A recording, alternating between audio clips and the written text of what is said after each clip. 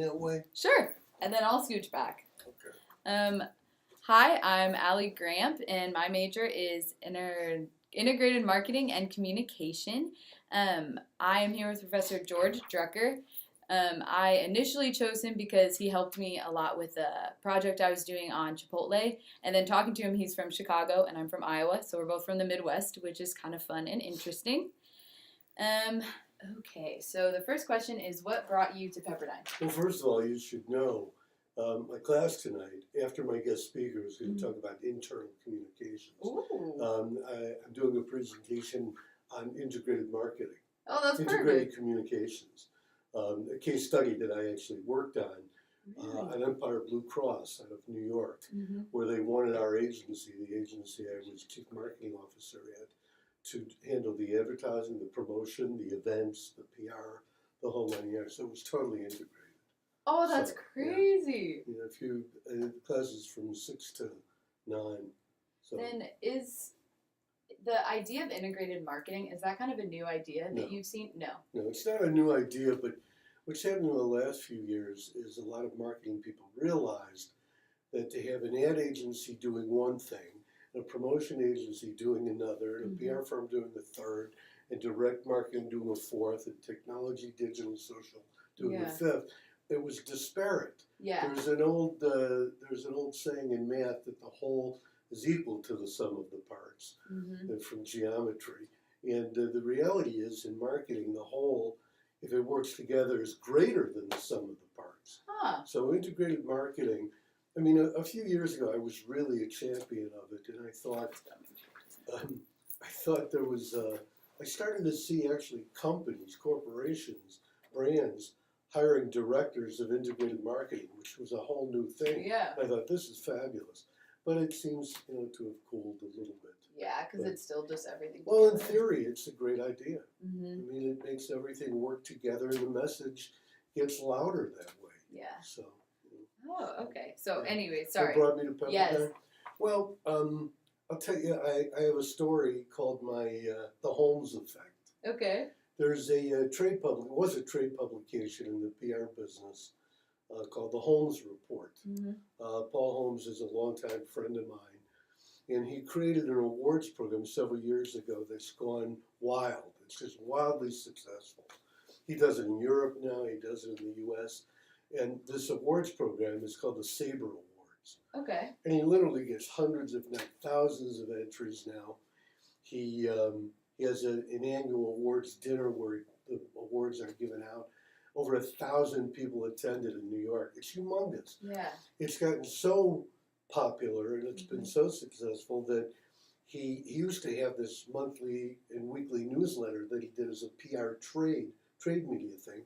He's kind of abandoned it because the awards are so big. Anyway, there's a long, boring story way of saying that I had the good fortune of being a judge several times for his awards program.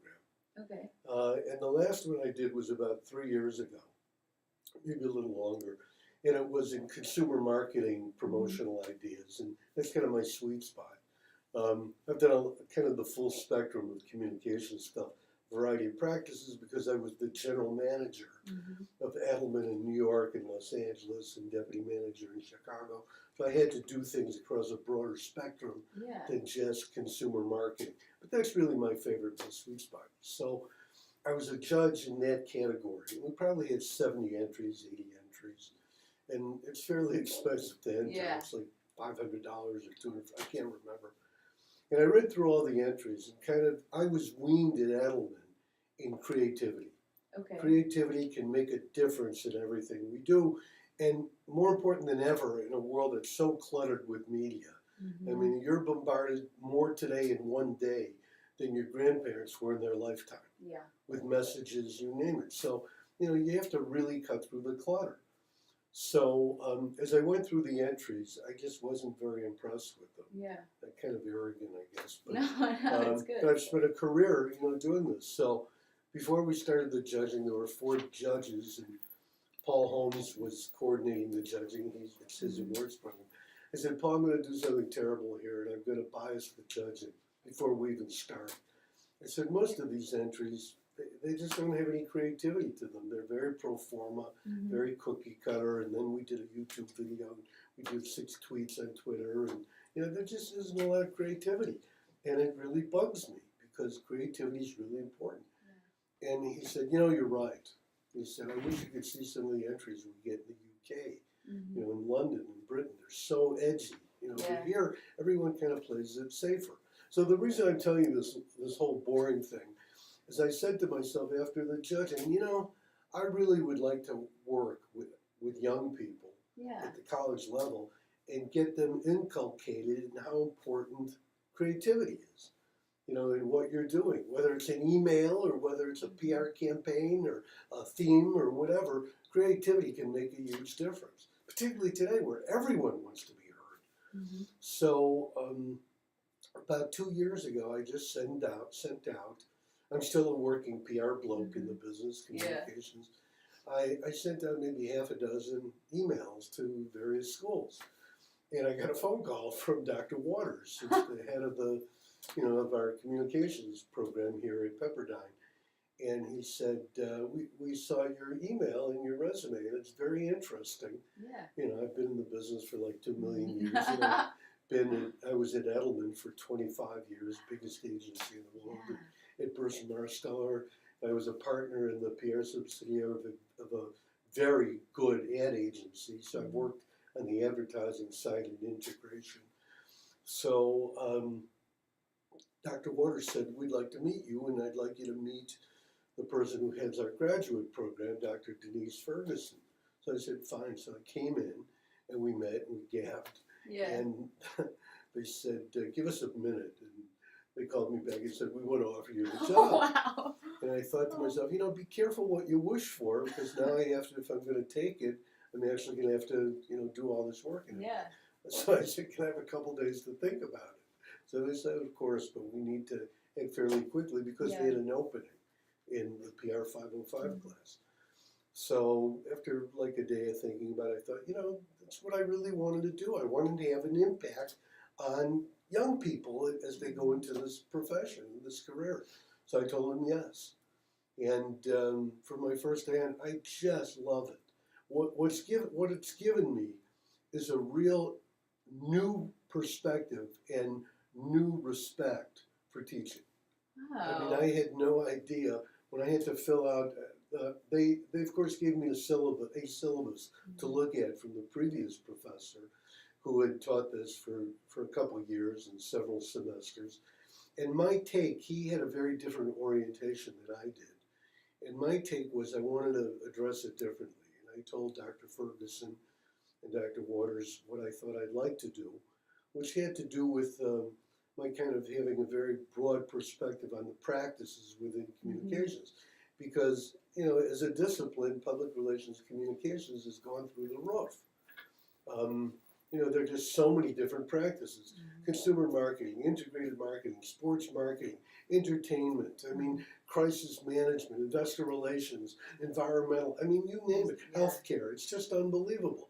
So what I thought about this particular class was to give students a very broad perspective on all the practices that make up communications today, and to give them a couple of non-traditional books to read that would get them thinking very differently as they, after they graduate about, situations that they might be in or assignments that they might have, to look at them differently. So I haven't used a traditional textbook.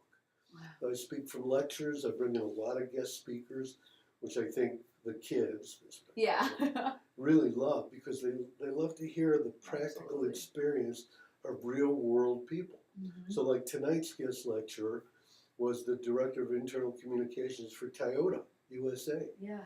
And not only did he do all the internal communications for thousands of Toyota employees, but he also wrote the speeches for the top executives of the company. So, they like that kind of perspective. Next week I have a guy coming in who's a serial entrepreneur in entertainment, sports marketing, events.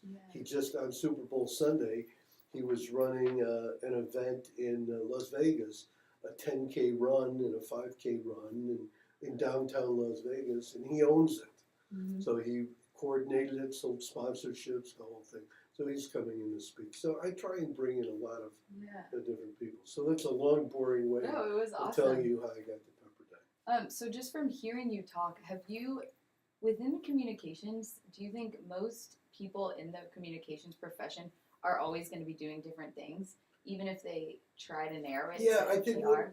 one of the things that I try and teach, my students and get them to believe is even if they get a job in technology or they get a job working in entertainment, etc., they very well will need to know at some point in their careers other practices within the discipline of PR.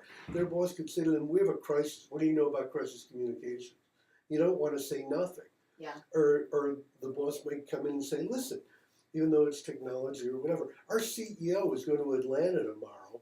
Can you call the AtlantaConstitution.com and get an interview for him with them, the business editor of the online version?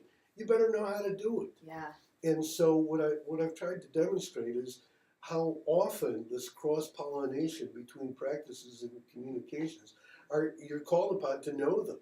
Yeah. And you just can't think, well, I'm in technology, so that's all I have to know. That may not be all you have to know. There may be the CEO could walk in and say, "Listen, we're going to do an IPO." Do you know what an IPO is? No, An I initial don't know what public an offering. We're going to want to go public with our technology play. And do you know anything about financial services? Do you know how to go about doing an IPO and contacting the Security and Exchange Commission? Now, I don't expect you to be an expert in that, but you need to know something about it. So that's my point. Yeah. Is that I think there's a real need to understand that you may say, "Well, I'm going to be a sports marketing guru," but sports marketing guru. Today there's a negative story about Peyton Manning and what's happened with him years ago in Tennessee. If he were your client, or if he's a spokesperson for your company, Papa John's Pizza or whatever, you may have a crisis on your hand. You better know how to deal with it. Wow. So that's what I mean. Yeah. No, that's so interesting. I never thought about that because I was very worried about, like, within integrated marketing communication, which road I take and if it's. Well, in integrated marketing, you really have to know a lot more than just communications. Yeah. I mean, if you saw what my spiel tonight is, my lecture tonight, there was one theme that we created, our agency created, and that theme was then filtered into all these other disciplines, different tactics, but we all focused on the same thing. That's incredible. So Right. you have to have a knowledge of it. I'm going to ask one last question. Okay. Just so far, this is easy. I haven't flunked the test. No, this is awesome. I'm learning so much. What is one thing that you wished everyone knew about the communication division here at Pepperdine? There's some great people. I mean, I don't know how much every student gets to, have the different professors for different classes, but there are a lot of really good, talented people with great experience and, great credentials, and it certainly seems to be a curriculum that addresses the needs after you graduate. Yeah. I mean, the difficult thing is getting out there in the real world and then applying what you've learned in school. Is not an easy thing. But one of the things that Dr. Ferguson does and Dr. Waters and I pound the table on, get internships. Yeah. Get your feet wet. Get that experience. It's great to learn a lot of things in class, but when you're out there in the real firing line, it's wonderful to have that in your pocket. And especially after you graduate, or there are going to be people who say, "Well, what'd you intern in? Yeah. What was your practical experience? What have you done?" And so I think everyone here seems to speak off the same page in terms of getting that kind of real world experience. In fact, I love that the capstone program to graduate in communications is you get a natural client in the community, and then you have to spend the semester writing the proposal and then implementing that proposal for the client. That's fabulous. Yeah. Because it's a real experience. Yeah. So that's something I noticed too that's so unique about the communication division is just learning the experience that the teachers have, like the Right. professors. My favorite part is when the first day, a lot of my professors explain their experience, and it just changed everything. Like everyone's so credible, and I feel like you knew that, but the students have no idea until the No. professor tells them the experience they've had. No, and I think that's invaluable. Mm-hmm. You have to know it after you leave here and you go to that first job, and someone says to you, I want to do a blast email to 500 reporters with X, Y, Z. You better know how to do it. You better know how to do it creatively with really crisp, sharp writing. And we have classes here that really teach you. In fact, Dr. Satchel and I both taught the PR 380 class last year, which is writing, PR writing. I called it PR and creative writing, and how to differentiate yourself from the typical reporter today gets like 700 emails a day. And it's just mind-boggling. Yeah, And you have roughly 2 to 5 seconds to get their attention. Mm-hmm. And if you don't, it's delete. Yeah. And you're done. So. Well, that is everything I have. Thank you Okay. so much. Listen, That was so. I'm happy to help. I hope it helped you. Oh, I absolutely did. Okay.